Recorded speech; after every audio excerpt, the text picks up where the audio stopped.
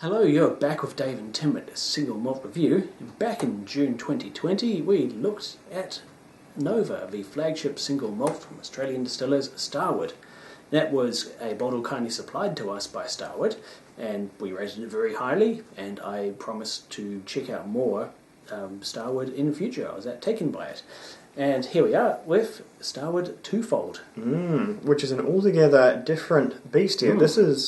This will be the first of its kind for me to have tasted. I think this is not something I have encountered before, and it's not something one is ever going to encounter out of Scotland, because this is a bit of a rule breaker going on here. Twofold, taking itself very literally. 2 grains. Yeah, 2 grains, double grain Australian whisky. So in here is malted barley, as you might expect, but also wheat. Yeah.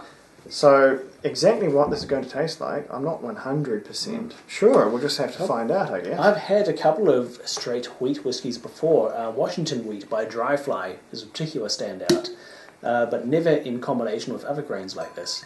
And as with other Starward whiskies, this one is matured entirely in Australian red wine barrels. Often they're just given a light clean, so they're not recharred extensively or anything, so there may even still be wine residue in there when the whisky goes in. Thanks to the hot climate in and around Melbourne, it matures very quickly in a similar manner to Indian whisky, so you get a lot of flavour without losing much spirit in a short space of time. No, so this one's going to be very, very difficult for me to pass out before tasting. Phonetically, you could take that a very different way, but pass is in the AR.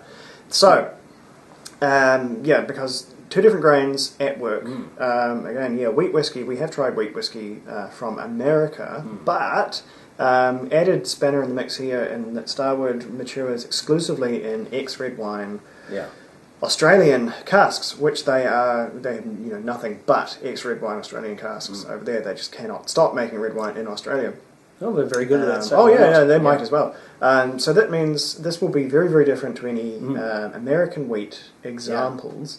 Not just because of the bit of barley in there as well, but because those ones will be aged nigh on exclusively in your typical American white oak. Yeah. So what we'll have here is something quite unto itself, I expect. We'll have to go in pretty blind here and just feel our way to see what we've got. I've sampled this one. As you can see, it's still a very full bottle, so I've not had many drinks yet. I've been taking it very slow. Now, Starward, I don't think they colour, and they do when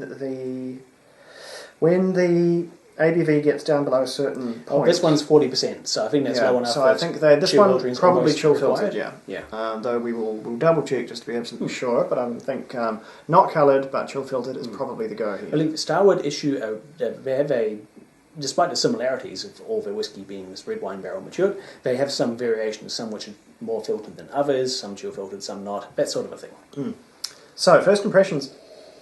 It's pretty jammy on the nose. Ooh. Reminds me of a little of the red wine matured Cotswolds English whiskey we had that time. It does, actually. That's a good thing. Only with a young spirit vibrancy, that sort of pugnacious, spirit-forward character you get from an Indian whiskey, because, again, it matures so fast. We get a full-flavoured whiskey, but at a very high proof. It is youthful and fresh, pretty vibrant, but then heaps of red berries. Yeah.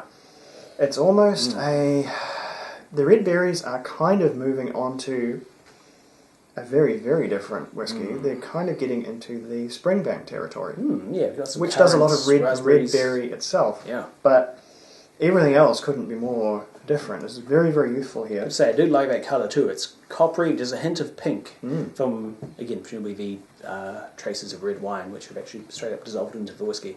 And as for where the barley stops and the wheat begins, I'm not quite certain where that dividing line is. The wheat, for me, manifests in a similar way to what it does in a wheat beer. It's a similar kind of a character. It's hard to describe without just getting tautological and referencing the taste of wheat in a wheat will give you things like wheat will give you aniseed. It will give you there's banana esters sometimes. Sometimes, banana, especially in beer. Although that's usually more the result of the yeast that's used, sort of the dunkel yeasts, and those beers just happen to be wheat, so that makes it even more difficult to really pass out which is contributing which. But this one certainly has that aniseed. It's a little bit like Irish whiskey, and I guess that makes a certain sense because they do use a fair bit of wheat. Those plums and prunes coming from the red wine. Yeah, but I think we need to taste it to be absolutely sure what's going on.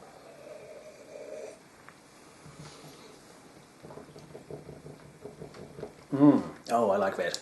There's an immediate hot prickle of alcohol from the younger spirit, but that is backed up immediately by waves of flavour. There's strawberry sherbet. There's a bit of Australian Shiraz. Currants, raspberries, blackberries. That's really pretty weird. Yeah, and a bit of just a hint of that wheat too, like maybe a fruited Belgian wheat beer. Yeah, I like that a lot. Trying to visualise what's happening here. We're getting, I think, because the wheat has so much less, it produces so much less of a dominant spirit character. What we're getting is a real expression of the barrel because. Yep, there's so much barrel flavour. The red fruits in here. It's almost the what do you even call it? When you get a strawberry flavoured roses chocolate, which is probably very New Zealand. The fondant. Fondant. There you go. Strawberry fondant. Goodness, that sounds classy when you say it that way. But yeah, that sort of strawberry frosting you might call it in America. But yeah, that super confected strawberry is well and truly in charge here. This is a very, very sweet whiskey. And it was, when you go with wheat, you always get a sweet... Yeah. You always get a sweet spirit on the tongue. That's sort of, Maker's Mark is a very wheat-dominant bourbon, and it's a very, very sweet sort of a bourbon. But it's sort of it's a clear sort of sucrose sweetness, caster sugar sweetness. It's not a syrupy sweetness, it's quite light. And yeah, I keep coming back to Irish whiskey here. There's a sort of Jameson's thing going on. I think just the soft, clear nose. Whereas my go-to for comparing this to another country's whiskey is India, because it has that magical combination of the hot climate, meaning lots of barrel action early on. So you get a very young whiskey, but it's nonetheless full of flavour. It has all the intensity of flavour from an older whiskey with the intensity of character and just mouthfeel of a very young spirit-driven whiskey. My goodness, so the best of both. It's easy drinking too. Yeah, This is very Moorish. I could make this disappear. It blends extremely well too. I had this with a highly spiced ginger beer. It was perfect. The whiskey still shone through. And something I haven't tried but is recommended by Starward themselves is have it with tonic. Yeah, this I want to see. For a G&T. Because whiskey and tonic water sounds like absolute madness. That sounds like off your nuts, complete toss, but we will see. Dave has the tools. We'll see what this does in a bit of generic brand diet tonic water. Sorry, I wasn't prepared for this, or I would have gotten a slightly more reputable one. But neither was I. It was just when I was refreshing my memory of the whiskey's details. That's it. So we will see what happens. But if this works, I'm going to be flabbergasted. Definitely, it's a very good blend with ginger ale or ginger beer. Yeah, I'm not much of a mixing my whiskey with fizzy drinks kind of guy. But if I had this with ice, I mean, it's already a pretty Moorish, easy drinking whiskey. If I had this with ice, it would rapidly become a problem because it would go down super easy and super fast. I haven't tried this one with ice, but I got this bottle when it was still fairly cold weather here in New Zealand, so I've had it in chilly environments before, and it was excellent. So that's made a good bit of a pink coppery blush on that. Smells like a G&T. Always good. Yeah? Yes, I've had G&T made with red wine barrel-aged gin before, and it's very similar to that, only with more... if anything, more berry fruit and floral characters, bit of a rose water. I can kind of see it.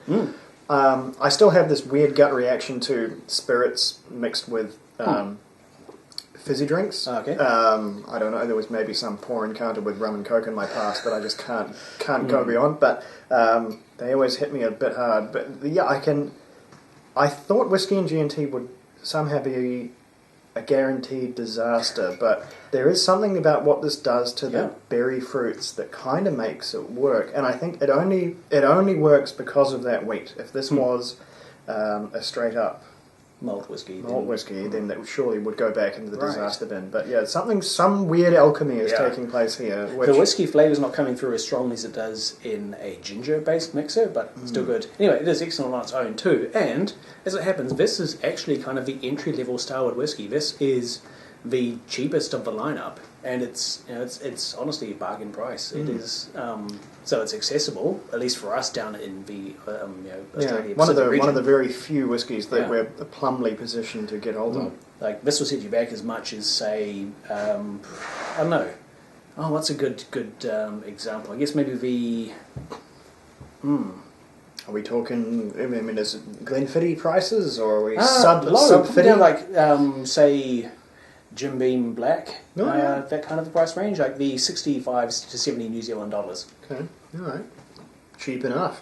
Yeah, this is a weird whiskey, but it's a really nice whiskey. It's a very, in terms of drinkability, this one is disturbingly up there. It really, really does just go and gets itself drunk, and consequently, it will get me drunk. Yes. Very, very effectively. This is just very, very approachable. It's probably one of these people that has a sort of a whiskey holdout, someone in their friends and family, someone who refuses to enjoy, the God's radiant fluid like the rest of us.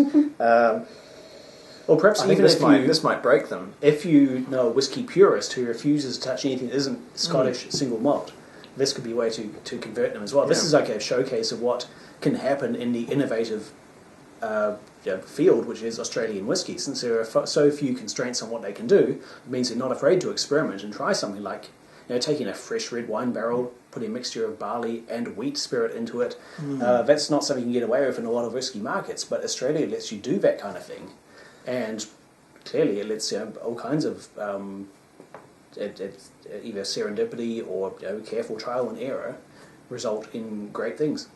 Yeah, I think the summary statement for this one from me is it's not particularly complex, but goddamn, it's good. Yeah, it's really, really tasty in a way that is difficult to argue with when it's hitting the base pleasure senses. Then there is really no defence. So it is nitpick as you may about weird mixes or odd grain bills. The flavour on this one, the sumptuousness cannot be denied, and this one's an 85 from me, and it's an 85 largely driven by pure drinkability. It's not a whiskey to sort of ponder over. It's a whiskey to imbibe and enjoy, and damn it, enjoy it you will. I think this one has incredibly broad appeal. I'd like to know if anyone else has tried this one. It's probably really only trickles out outside of the southern hemisphere where we find ourselves. But yeah, it's an interesting experiment, and I think it's a very successful one too. I think some of the independent bottlers say, this is only off the top of my head, but the likes of say the Apotiki Whiskey Company and similar outfits are picking up Starward here and there. Adelphi's bottled a Starward, I think. Cool. It is seeing light of day outside of the Antipodes, which is excellent news. And again, I rate this one very highly as well, as you can probably tell.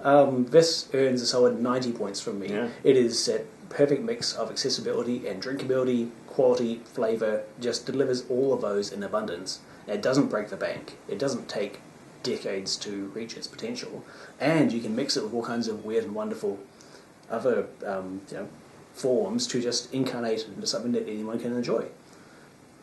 It's like strawberry milk, only 40% ABV, and somehow you drink it just as easily. Yeah, it's weird but good, and that's a pass in our book any day of the week. So yeah, excellent stuff. If you've had any experience with it, let us know. We'd love to know if this stuff is getting out into the northern hemisphere, into the big markets, playing with the big boys up there, or whether it's sort of a treat just for us at the moment. But who can say? Anyway, let us know. Sludger, we will be right back with something a bit more conventional. Or will we?